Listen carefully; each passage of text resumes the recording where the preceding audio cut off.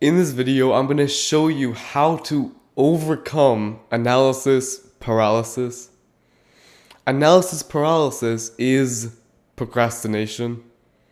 Analysis paralysis is when you feel so overwhelmed with all the decisions and all the possibilities that you could make that you don't end up doing anything. And I have a framework for you to use to actually get past it. And the first thing you might think of is the pros and cons list people always tell you to make.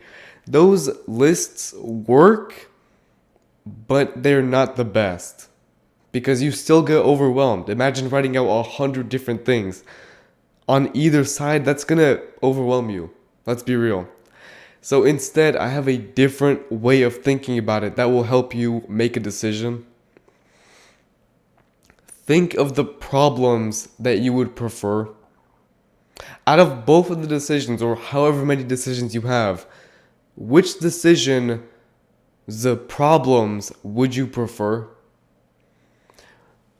Me personally, I am thinking of a big decision right now. I can either stay as I currently am and don't change anything, or I'm working on a project right now. And whenever I was deciding which one to pursue, I used this framework. I thought about the problems of staying the same as I am now and the problems of putting on a new project. The problems with staying the same were that I would have to hope and pray that I would slowly continue to get better. Meanwhile, the problems on the other one, the innovative solution, was that it would take a lot of time to do, and I would also still have to hope and pray that that would work out as well. Between the two of them, I would rather take the problems of a little hard work and a prayer than just a prayer. And so that's what I chose.